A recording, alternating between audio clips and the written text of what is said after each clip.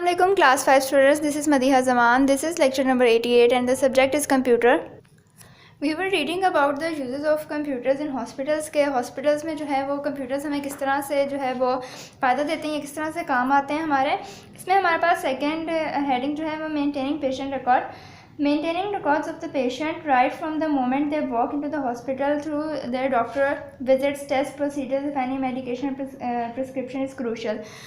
Patients का record रखना जो है वो बहुत ज़रूरी होता है राइट उस पॉइंट से कि जब वो हॉस्पिटल में एंटर होते हैं, चाहे उनका डॉक्टर के साथ कोई विज़िट है, कोई टेस्ट उनका हुआ है या उनको कोई मेडिसिन जो है वो प्रिस्क्राइब की गई है, इस सब के लिए ज़रूरी है कि उनका पेशेंट का रिकॉर्ड रखा जाए। This become specially important in case of long term illness. अगर तो पेशेंट की जो है कोई बीमारी ऐसी है कि जो लंबी है या उसका ट्रीटमेंट लंबा होगा, तो उसके जो है वो फ्रीक्वेंट विजिट्स होंगे हॉस्पिटल में, frequent hospital over a period of time, यानी कि उनके फ्रीक्वेंट विजिट्स होने होते हैं हॉस्पिटल्स के। When patient records are available to the health care professionals at the click of a button, जब सिर्फ एक बटन के क्लिक पे जो है सारा रिकॉर्ड जो है वो अवेलेबल होगा हेल्थ केयर के स्पेशलिस्ट को, प्रोफेशनल्स को, तो उनके लिए आसानी हो जाएगी, easier for them to diagnose and treat the patients को क्या बीमारी है वो डायग्नोज करना और उनको ट्रीट करना उनके लिए आसान हो जाएगा अगर तो उनका सारा रिकॉर्ड मेंटेन्ड है। उसके बाद हमारे पास पॉइंट है diagnosing and researching. Powerful computers ensure that medical databases are easily available for quicker and more accurate diagnosis of patients disease based on a clinical examination and test run by the hospital.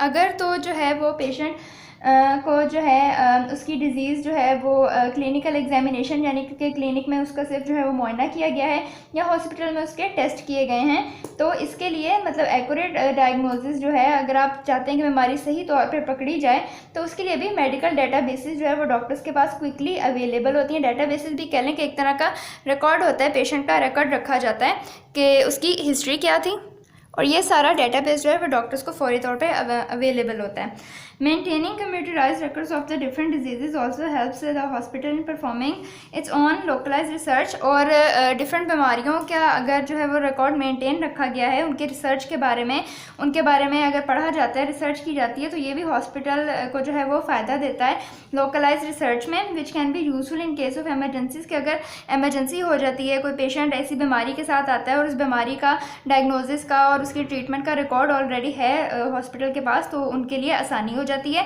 और in the event और outbreak of a disease outbreak, और अगर कोई बीमारी खुदा न खास्ता फैल जाती है सब जगह पे, तो उसमें भी एमरजेंसी में अगर ट्रीटमेंट देना पड़ता है बहुत सारे लोगों को, तो अगर उस बीमारी का जो है वो रिकॉर्ड कंप्यूटर्स वगैरह में फीड है तो वो हेल्प करता है।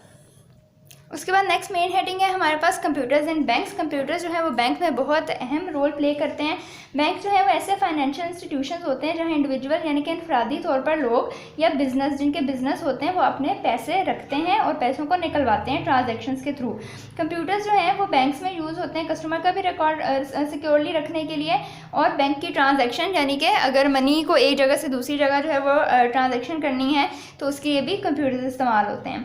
सबसे पहला हमारे पास में है मॉनेटरी ट्रांजैक्शन। इसमें क्या होता है, any activity that involves the payment of money in exchange for a product और service is called a monetary transaction. अगर जो है involves the payment of money, अगर हम मनी की पेमेंट कर रहे हैं यानी कि रकम की अदायगी कर रहे हैं एक्सचेंज में, मतलब बदले में किस चीज़ के, एक प्रोडक्ट के या किसी की सर्विस हम ले रहे हैं, किसी से हम कोई प्रोडक्ट बाय कर रहे हैं या किसी से कोई सर्विस ले रहे हैं जिसके लिए हम रकम की अदायगी कर रहे हैं, तो ये हमारे पास होती है monetary transaction. For example if you purchase the book, जैसे कि अगर आप एक बुक परचेज करते हैं और उसके लिए पैसे देते हैं शॉपकीपर को, दुकानदार को, तो ये एक मॉनेटरी ट्रांजैक्शन होती है। उसके बाद है बैंक्स के पास ऑटोमेटेड टेलर मशीन्स होती हैं, ATMs जिसे हम कहते हैं। आपने देखा होगा बैंक्स के बाहर जो है वो ATM मशीन्स जो है इंस्टॉल्ड होती हैं, और वहाँ से जो है ना लोग जाते हैं अपने पैसे अपने बैंक अकाउंट में से निकलवाते हैं। People can also transfer money to others immediately through banks that are computerised. Banks जो है वो तकरीबन ऑब्वियसली हर बैंक जो है वो कंप्यूटराइज्ड होता है।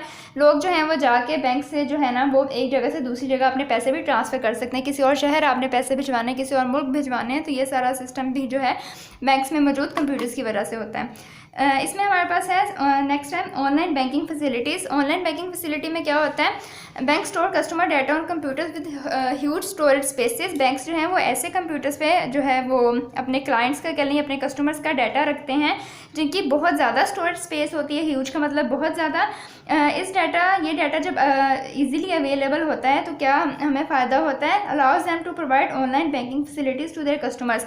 जब सारे कस्टमर्स का डाटा एक जगह पे मौजूद होता है तो कस्टमर्स को बैंकिंग फैसिलिटी देना ज़्यादा आसान हो जाता है। अकाउंट होल्डर्स, वो लोग जिनका उस बैंक में अकाउंट होता है, वो अपने बैंक की डिटेल्स देख सकते हैं, कब पैसे आए हैं अकाउंट से, कब निकले हैं, कितने पैसे अभी मौजूद हैं, and perform some banking activities. और उन पैसों से वो बैंकिंग एक्टिविटीज़ परफॉर्म करते हैं, कहीं एक जगह से दूसरी जगह भेजते हैं या अपने बिल्स वगैरह अदा करते हैं through the website and certain mobile apps. उस बैंक की वेबसाइट के थ्रू या बैंक की जो मोबाइल ऐप है ख़ास उसके थ्रू। यहाँ पे हमारे पास इंफॉर्मेशन है, network hospitals can share a patients medical records for expert doctors for consultation from expert doctors. Network hospitals यानी कि वो हॉस्पिटल्स जिनके कंप्यूटर्स आपस में नेटवर्क हैं, आपस में लिंक्ड हैं, तो एक से दूसरे कस्टमर का जो है वो 1 2 3 जितने भी कस्टमर्स हैं उनका रिकॉर्ड जो है वो शेयर कर सकते हैं दूसरे डॉक्टर्स के साथ। अगर आपने एक कस्टमर है वो जाता है और वो चाहता है कि वो किसी और हॉस्पिटल में बैठे किसी और डॉक्टर से भी जो है वो कंसल्ट करे, तो वहीं से एक हॉस्पिटल से जो है रिकॉर्ड उस कस्टमर का या उस पेशेंट का जो है रिकॉर्ड है वो दूसरे डॉक्टर को सेंड कर दिया जाता है, अगर तो दोनों हॉस्पिटल्स आपस में नेटवर्क हैं यानी कि कंप्यूटर से कनेक्टेड हैं आपस में। यहाँ पे हमारे पास कुछ बेसिक कीवर्ड्स हैं। सबसे पहले बैंक है। बैंक की क्या जो है डेफिनेशन है, ये कह ले बैंक क्या होता है, ये वो फाइनेंशियल इंस्टीट्यूशंस होते हैं जहाँ इंडिविजुअल्स यानी कि इनफरादी तौर पे लोग या बिजनेस जिनके बिजनेसेस होते हैं वो अपने मनी को यानी कि पैसों को रखवाते हैं और ट्रांजैक्शन करते हैं व्हेन रिक्वायर्ड, जब उनको ज़रूरत होती है। ट्रांजैक्शन का मतलब एक से दूसरी जगह जो है मनी भेजना या कोई फाइनेंशियल एक्टिविटी परफॉर्म करना। उसके बाद है money transaction. Money transaction any activity involves the payment of money in exchange for product और सर्विस। जब भी हम रकम की अदायगी करते हैं बदले में किसी प्रोडक्ट के या किसी सर्विस के, तो वो होती है मॉनेटरी ट्रांजैक्शन। उसके बाद है ATM, also called automated teller machine, is a machine from which you can withdraw money. ये एक ऐसी मशीन होती है जिसका फुल फॉर्म है ऑटोमेटेड टेलर मशीन, और इससे जो है हम किसी भी वक्त अपने पैसे जो है वो अपने अकाउंट से निकलवा सकते हैं। We will conclude the reading here. उसके बाद जो नोट्स में आपका क्वेश्चन नंबर 2 है, नेक्स्ट क्वेश्चन, वो भी सेम यही मॉनेटरी ट्रांजैक्शन की डेफिनेशन है जिसको हमने यहाँ पे भी अभी एक्सप्लेन किया है। उसके अलावा मॉनेटरी ट्रांजैक्शन में जब हम रीडिंग कर रहे थे तब भी इसको जो है वो एक्सप्लेन किया गया है। तो क्वेश्चन नंबर 2 में यही पूछा गया, what do you understand by the term monetary transaction. Monetary transaction से जो है वो आपको क्या समझ आती है या आप क्या मुराद लेते हैं, तो उसमें आपने इसकी डेफिनेशन लिख देनी है कि वो एक्टिविटी जिसमें हम रकम की अदायगी करते हैं एक्सचेंज में यानी कि किसी प्रोडक्ट या सर्विस के एक्सचेंज में, तो ये होती है मॉनेटरी ट्रांजैक्शन। इस क्वेश्चन को आपने अपने पास जो है वो नोट भी करना है कॉपी पे और इसको लिखना भी है। This is all for today, और इसको याद भी करना है। अल्लाह हाफ़िज़।